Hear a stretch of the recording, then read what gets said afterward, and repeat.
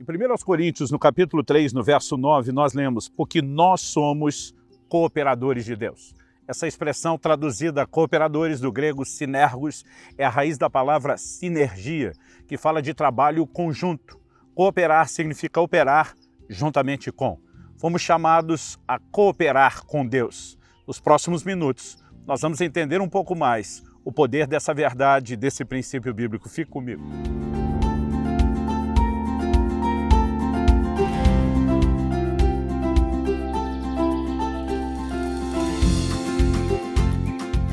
Estou hoje no Parque do Lago, em Campo Mourão, estado do Paraná, passando para trazer mais uma palavra ao seu coração. Apesar da ideia principal da abordagem de Paulo nessa declaração, somos cooperadores de Deus, estar ligado à questão do serviço do ministério, o que fica evidente quando ele diz: vocês são lavoura de Deus, edifício de Deus. Ele fala a respeito de como, com a graça de Deus, havia lançado o fundamento como sábio construtor. Ele menciona tanto o seu trabalho como o de Apolo.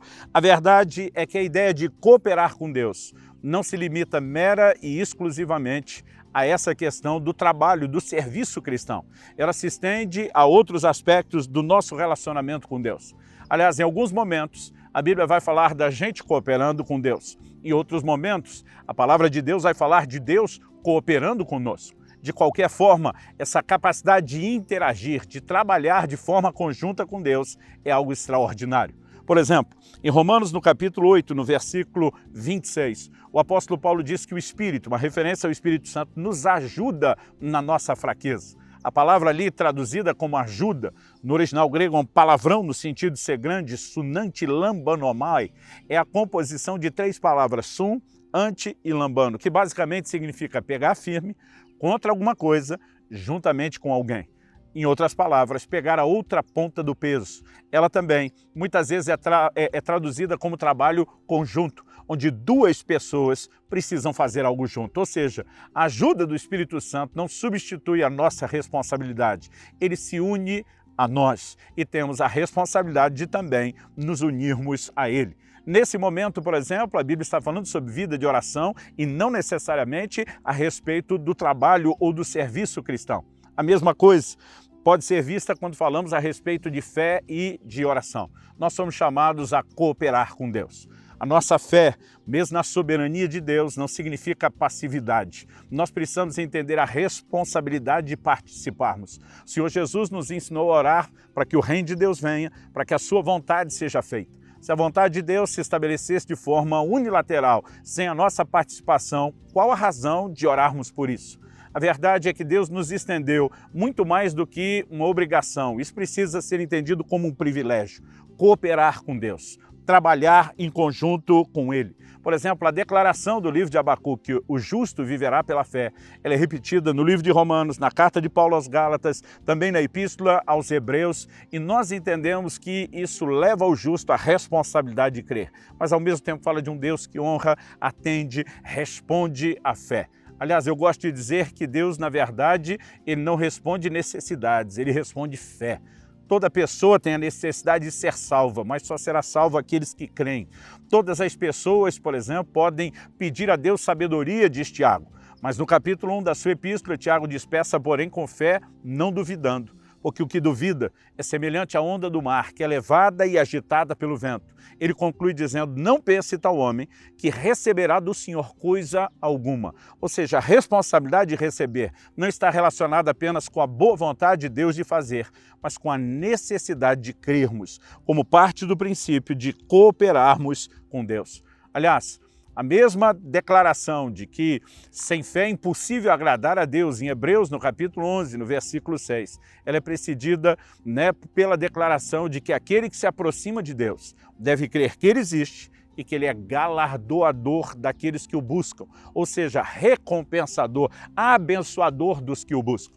embora Deus deseja abençoar todas as pessoas, são aqueles que o buscam que serão galardoados, que serão recompensados. Então, seja no sentido de uma intervenção de Deus no âmbito pessoal da salvação, seja no sentido de ter uma resposta ou recompensa em algo específico como o clamor por sabedoria, seja mesmo na possibilidade de trabalharmos, envolvendo-nos no serviço, na obra de Deus. Nós temos o privilégio de sermos cooperadores com Ele, de trabalhar em conjunto. E quando entendemos essa perspectiva, conseguimos compreender a importância, por exemplo, da oração. Por que orar? A Bíblia diz no Salmo 115, 16, que os céus são os céus do Senhor, mas a terra Deus a deu aos filhos dos homens. Nós podemos dizer que se trata de uma questão de jurisdição. Deus concedeu ao homem autoridade. É como se ele dissesse: eu não vou passar por cima da sua autoridade, eu não vou fazer nada sem que você conceda permissão. Alguns acham que esse tipo de definição é uma afronta à soberania de Deus. Eu discordo. Deus decidiu dar ao homem autoridade sobre a terra. Deus decidiu dar ao homem o poder de clamar a Ele para que então Ele agisse sobre a terra. A verdade é que quando eu e você começamos a viver e cultivar uma vida de oração pautada pelas declarações bíblicas, nós começamos a entender que de fato podemos cooperar com Deus e ver ao mesmo tempo Deus cooperando conosco. Por outro lado, nós precisamos também levar em consideração outras afirmações bíblicas, e uma delas está lá em Lucas, no capítulo 11, no verso 23, onde Jesus diz que não é por mim, é contra mim, e quem comigo não ajunta, espalha. Ou nos unimos ao Senhor para cooperar com Ele, ou nós podemos, de alguma forma, estar atrapalhando a Deus e a sua obra. E atrapalhar a Deus e a sua obra não é apenas se levantar como Elimas, aquele mágico que resiste à pregação de Paulo diante do procônsul Sérgio Paulo. Nós precisamos entender que muitas vezes, se exercer fé e orar é cooperar com Deus, deixar de orar e andar por incredulidade é deixar de cooperar com Ele. É muitas vezes impedir Deus de fazer algo não apenas na nossa vida, mas muitas vezes através das nossas vidas. Como falei antes, se pedimos por sabedoria e temos a declaração de que seremos atendidos, no verso 8 de Tiago 1, a Bíblia diz: não pense tal homem, o que duvida, que receberá do Senhor coisa alguma. Ou seja, o que determina se receberemos ou não, não é a disposição, a vontade ou o poder de Deus de fazer, mas se cooperamos com Ele. E muitas vezes o que precisamos entender é que quem não ajuda, atrapalha. Que quando não estamos cooperando com Deus, nós estamos atrapalhando a Deus. Em Mateus, no capítulo 23, no verso 13, que me chama a atenção, quando ele diz: ai de vocês, escribas e fariseus hipócritas, porque vocês fecham o reino dos céus diante das pessoas, pois vocês mesmos não entram, nem deixam entrar os que estão entrando.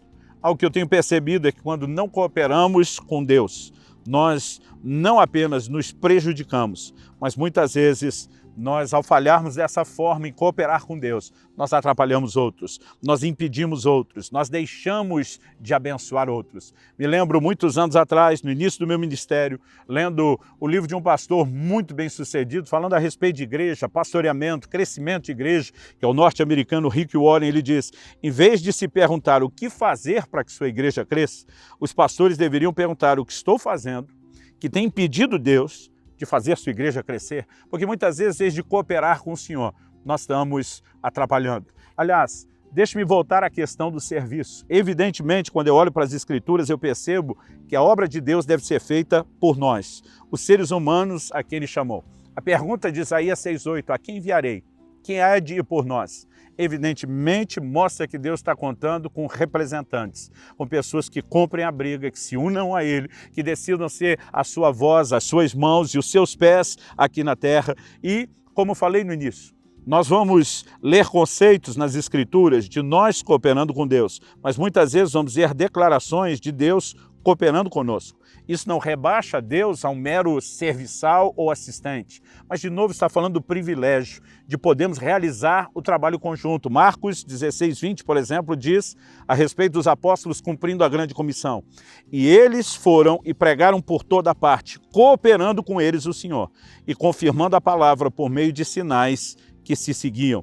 Em Hebreus, no capítulo 2, no versículo 4, por exemplo, a Bíblia diz: também Deus, testemunhou juntamente com eles, por meio de sinais, prodígios, vários milagres e a distribuição do Espírito Santo, segundo a sua vontade.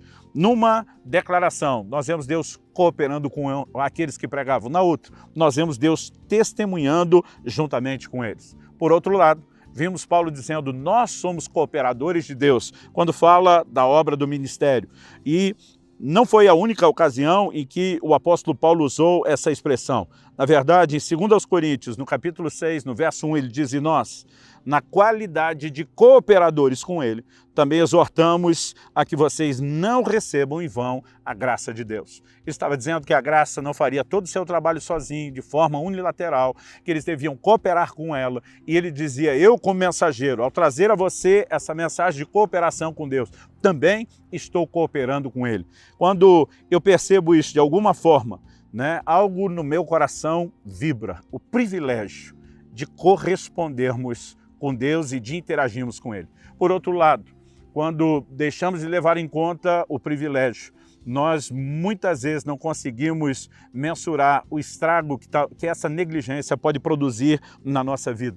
Me lembro também de muitos anos atrás ter assistido um filme, e há um momento assim, muito icônico, onde dois dos personagens ou das personagens principais estão numa discussão e um olha para o outro e diz, me ajude a ajudar você. Naquele momento é como se ele estivesse dizendo, eu preciso te ajudar e você não está me ajudando a te ajudar. Eu brinco que muitas vezes esse tem sido talvez o clamor do coração de Deus a cada um de nós. Me ajude a ajudar você, coopere devidamente. Se eu e você nos dispusermos a vivermos uma vida de fé, de oração e mesmo de serviço, não apenas sentiremos o privilégio de cooperar com Deus naquilo que Ele está fazendo na terra, mas nos sentiremos também privilegiados por ver Deus cooperando conosco. Porque há momentos onde tomamos a iniciativa de pregar sem um comando específico do Espírito Santo, apenas em obediência à palavra, e veremos os sinais que acompanham a sua palavra. Em momentos como esse, Deus está dizendo, eu não vou deixar você sozinho, estarei ao seu lado, vou garantir os resultados e viver essa sinergia, esse trabalho conjunto. Acredite, é extraordinário. É mais do que cumprir uma obrigação, é empolgante. Que o Senhor nos ajude a corresponder com Ele dessa forma. Que Deus te abençoe.